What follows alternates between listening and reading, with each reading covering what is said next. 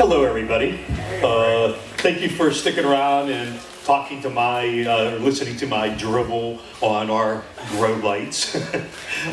But anyways, thank you very much for coming in today, supporting Grow Green Michigan, the finest grow store east of the Mississippi, and maybe even the whole country. I've yet to come across a store anywhere where I've traveled that does what Grow Green does, and I'm very, very happy to be a part of their success and for them to push our product to you folks, the growers, that you folks get the best results that you can. When I give my lighting seminars, I always like to ask my audience to take a step back and do a little bit reflecting on what we are trying to accomplish in our gardens. I do this because as you well know, if you've been growing for a while, there are so many different techniques. There are so many different products. Many of them promise to you to have the best quality that you'll ever see, the best growth, the fastest growth, blah, blah, blah, blah, blah, blah, blah, blah, blah. And it gets confusing, doesn't it? So what I do is I say, let's take a step back. Let's take a step back out of the garden and take a look back in to remind ourselves what it is that we're doing. We are growing indoors with the absence of natural light. We are trying to replicate the sun as well as a favorable environment to grow healthy, producing plants. Does everybody agree with that? Is that what we're doing? Yes. Okay. Therefore, let's take it one step further. The closer you get to the sun, and the closer you get to the outside environment, the more successful you're going to be. Would everybody pretty much agree with that? Okay. I can't help you much with the environment because I'm a lighting guy. But I can help you get closer to the sun. Be a good name for an album. Very good to the environment because it also does. Okay, anyways, so we're going to start off today. Hortilux has been very busy. If you're familiar with Hortilux, traditionally we've always been a replacement lamp company. Back in the day, everybody bought a separate lamp, a separate ballast, a separate reflector. I kind of equate that to the stereo equipment from back in the 70s and 80s. What do we call those? Component systems, okay? And it's funny because when the component systems were becoming very popular, they were getting away from what? The all-in-one console systems, saying that separates are better. But anyway, in our industry, we started off with the separates, and now we kind of have the console, the all-in-one system. Gavita, our friends Gavita, introduced their all-in-one system several years ago. And since then, there's been a plethora of all-in-one system technology, not just with double-ended lamps, but with 315, 600-watt lamps, a whole variety of different products that are designed to be easier for you of combining the best components together in one easy-to-use unit that you simply hang up. And those parts, the individual parts, the reflector, the ballast, the light, are all supposed to work together to give you the best results. And at Hortilux, when we decided to get into the fixture business, we decided we had to do it the scientific way. And I'm telling you, give you this so when I get into the presentation, you'll understand why our products cost maybe a little bit more. Okay. We started to study light and how light bounces and refracts. We discovered by doing very anal testing every couple of inches on a 4x4 grid to find out what part of a light system is actually reaching the intended target, which would be the canopy of the plant. And how is the distribution of that light? As we know, in many systems, these all-in-one systems, or even if you chose a reflector lamp combination poorly, oftentimes you grow in pyramids, right? Okay, that means there's a lot of wasted space in your garden, and what that also is telling you is your fixture has a hot spot. And that's why the center grows up faster, because there's more energy in the center than there is elsewhere in the grid. So the center grows faster. Now, as a grower, you have two choices.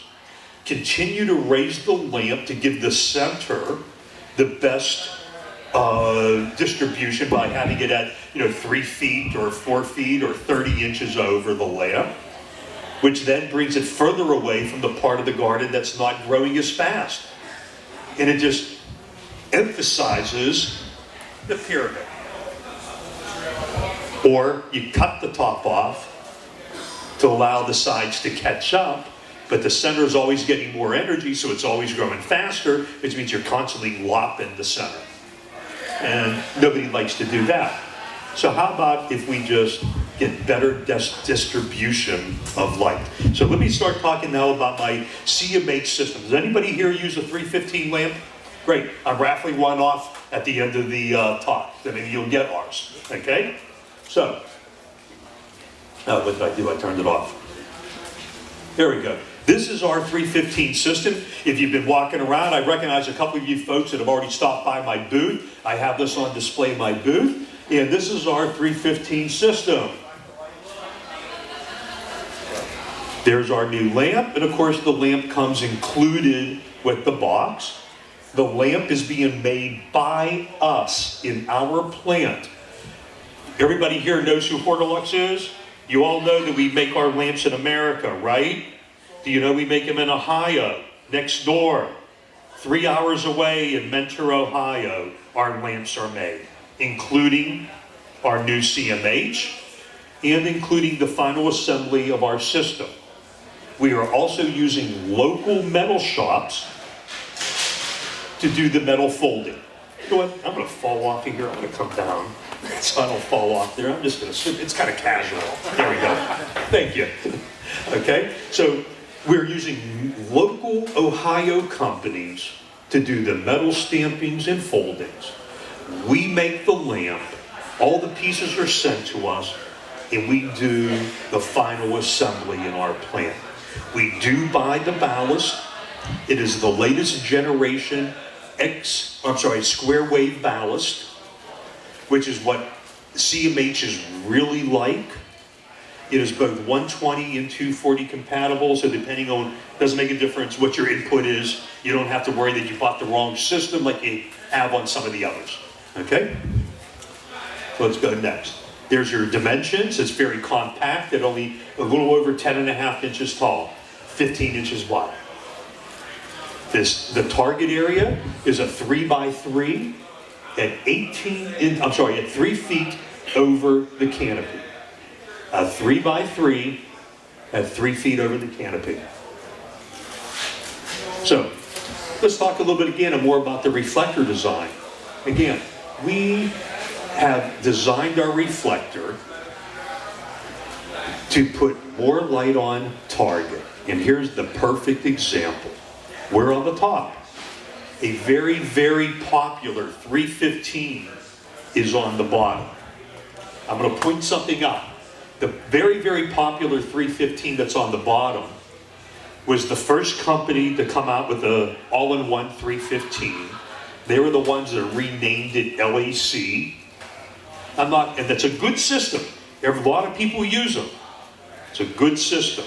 And they're one of our distributors. They sell our product too. So I'm not going to say anything too bad about it.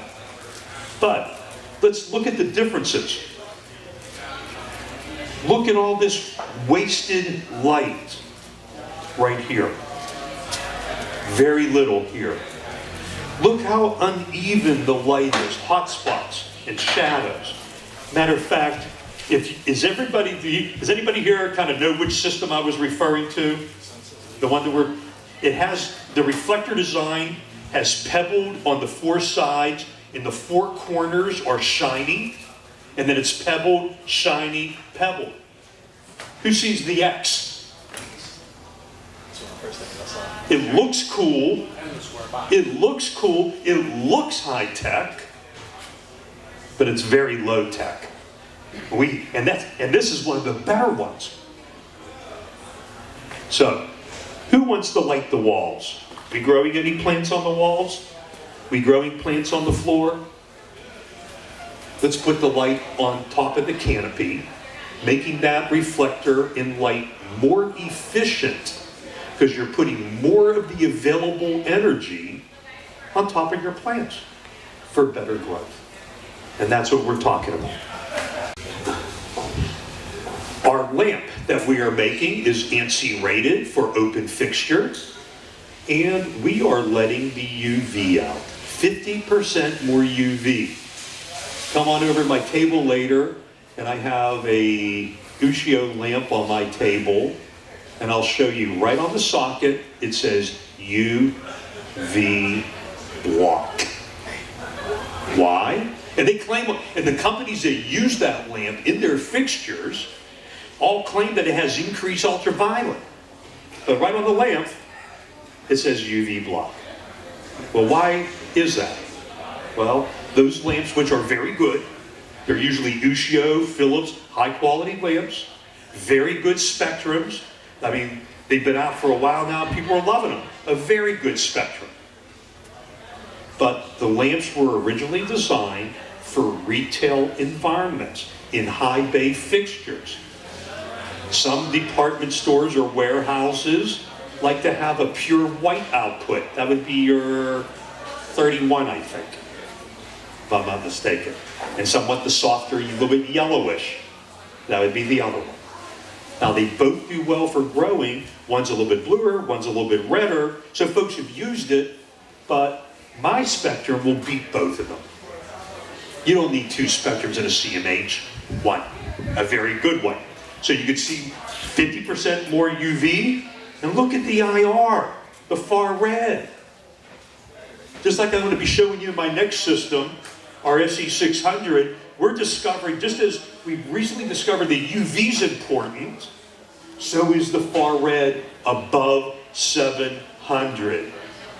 So if you're stuck on par ratings and only looking at the light between 400 and 700, you have no idea what's going to happen after 700 or below 4, and come by and get a golf ball on my table that says no more par. Kind of a little play on words. Okay? So our lamp has a beautiful balanced spectrum, more UV, with a better reflector. It's going to put more light on target with a better distribution of light. When I say more light on target, depending on who you're comparing it to.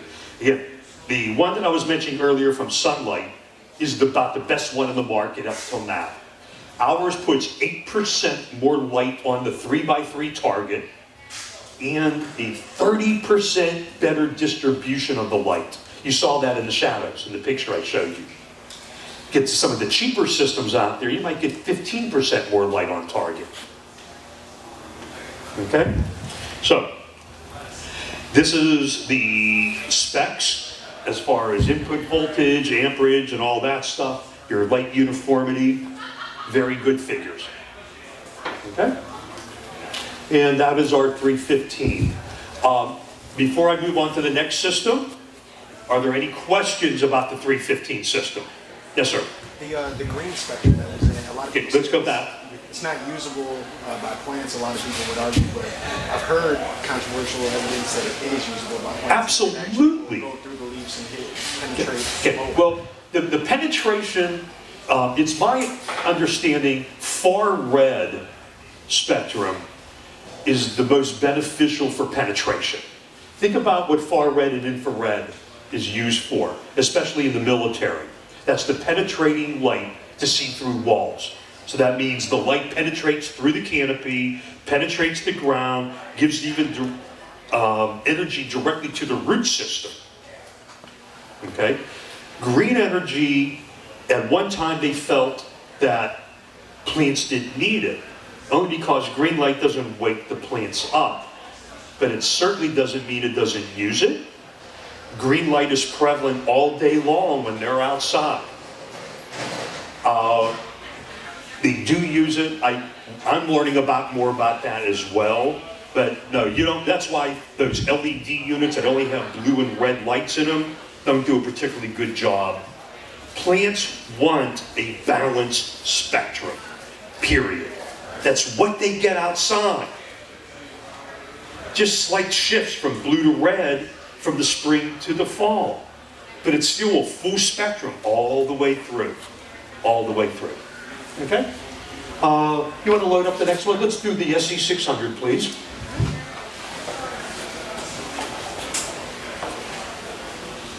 Okay, this is our the very first system. Oh, by the way, the cost on our ceramic metal halide system, MSRP $550.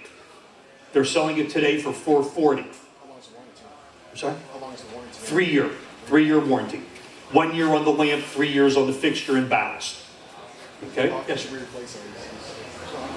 How often should we replace LEDs? About one year or so. Yeah. I mean, everybody has a different tolerance in how often you're using it just in the veg cycle, you're using it start to finish, that's going to affect how long the lamp's going to last.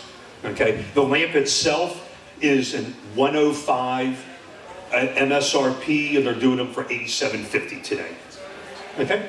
And right in line with the Philips. Yes, sir. Does your 315 or 600 have a replaceable reflector? It's according like the Yes. 4% a year. Is that, Yes. touch on Yeah. that? And then we'll have a replacement reflector kit for our 315. It's relatively easy to replace. It's super easy on the SE600, but we will start offering those probably by the end of the year. Okay? So let's look at our SE600. Okay, that is right. Okay? So this is our SE600. It's a single-ended SE600, 600 watt.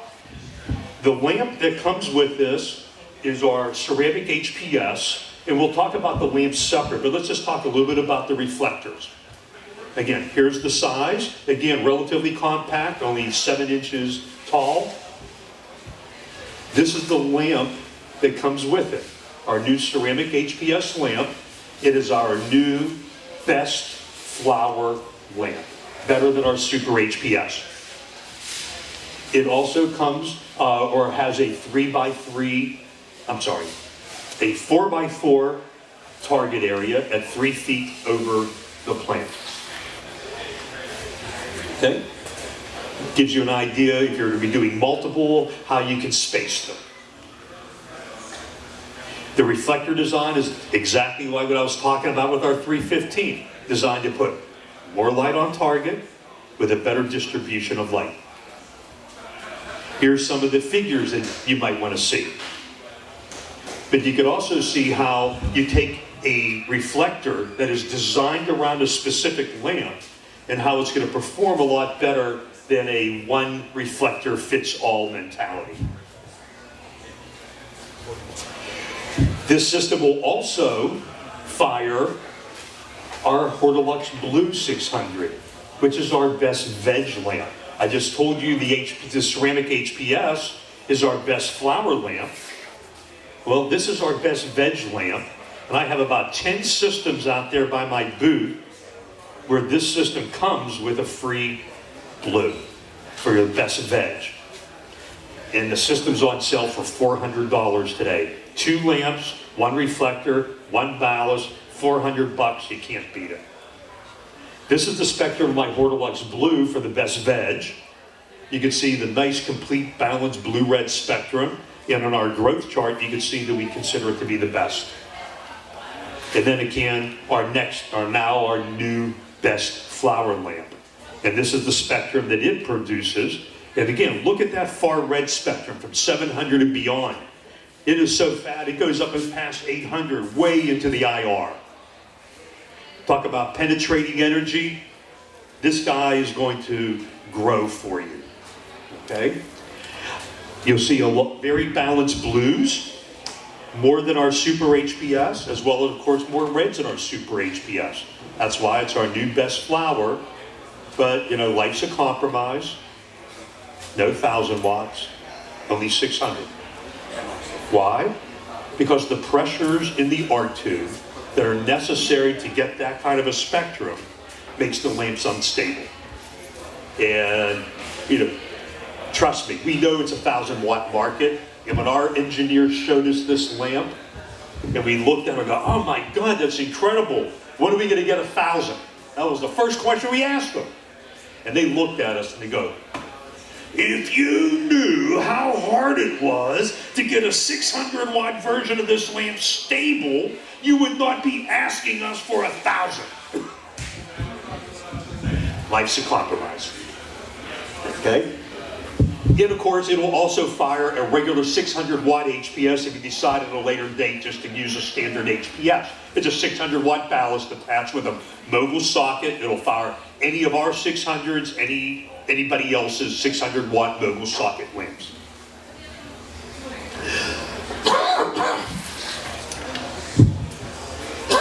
Excuse me. They had a bump.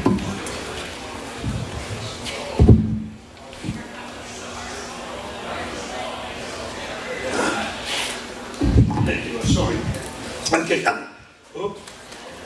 I do want you to look at this picture. This was from a regulated grow in Colorado that are friends of ours. We asked them to do a side-by-side. It's not a scientific test. It was just a simple side-by-side utilizing their current way of growing, which is a little bit unique. 2 750 double-ended and a 315 in the middle. I don't particularly like that kind of a setup. I don't like mixing wattages. I like mixing spectrum. But wattages, then you start getting different heights. But regardless, they did a side-by-side. So you had 1,815 watts versus 3 of our 600s at 1,800 watts. If you look at the yield, very, very similar yield. But what I want you to see is that versus this. The oil production. The CBDs are like 20, 30, 40% higher. And that's all due to spectrum. Getting closer to the sun. Doing what Mother Nature designed it to do. So that's, to me, that's really impressive. So again, the people have been asking me all day out of my booth, that's pretty cool, but you know, what's my yield going to be like? And my question is, compared to what? Well, I'm using 1,000. Well, if it's only going to compare 1,000 to a 600, your yield's going down. You're cutting out 400 watts of growth energy. It has to go down, but your quality's going to go up. So I said, now, if you want to have the same yield, well, how many of those 1,000 watt lights are you using? I got 2 of them. Okay, you got to use at least 3 of these to equal the energy to maintain the yield. But the quality is going to be there. Okay? And then here's the other information and technical specs on this system. And again, this system's on sale for $400 today with both lamps. Like I said, there's about 10 of them left. And then you'll only get the ceramic HPS. All right? Are there any other questions on my, let's just go back. Any other questions on this system from anybody? Anyone? Okay, we'll go on to my third system, and then I'll thank you guys very much, and we'll do our little raffle. Okay, Hortilux is getting into the LED business. For the longest time, we resisted. Why? Well, first we felt that the technology wasn't there to get a system at a price point that people will pay. 2, we saw the struggles of LED companies in the market getting penetration, mostly due to their own fault. Overselling what their LED can do. Selling you 300 watt systems and telling you you're going to get the yield of 1,000 watt. It don't happen.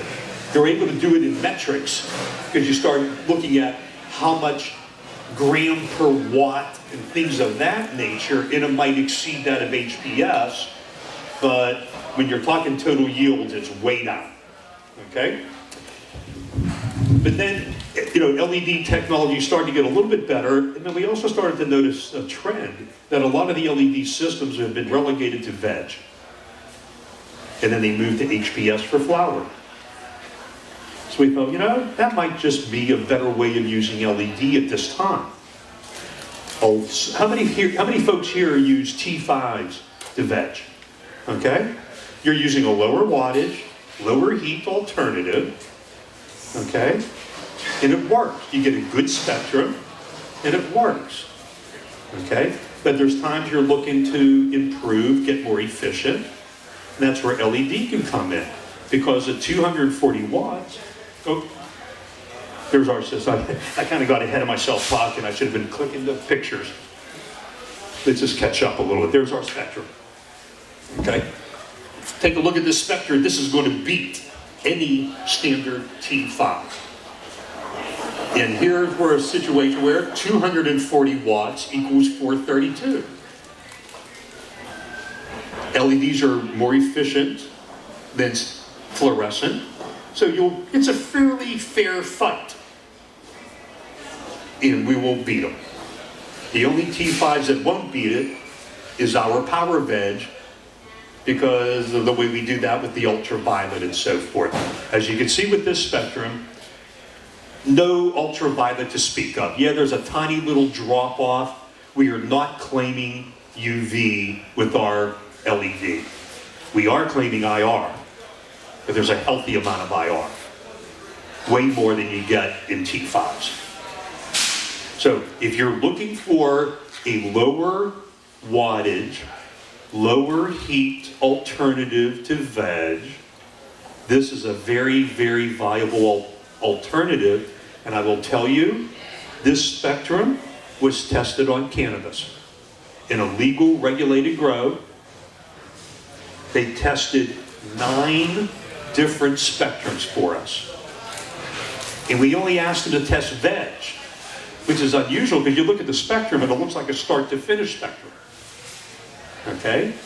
But something that Hortilux has been saying all along, plants want a full spectrum start to finish regardless, because that's when it gets outside, just changing the emphasis a little bit. Okay? So out of all the spectrums we tested, and some of them were way blue heavier than that, this one consistently was the best. And that's the one we're offering, and we're patenting it. Okay? If you go back to my fixture again, you can see that we have 6 identical panels. We have 2 different blue lights, 2 different red lights, and then the white light. Well, here's another problem with LEDs.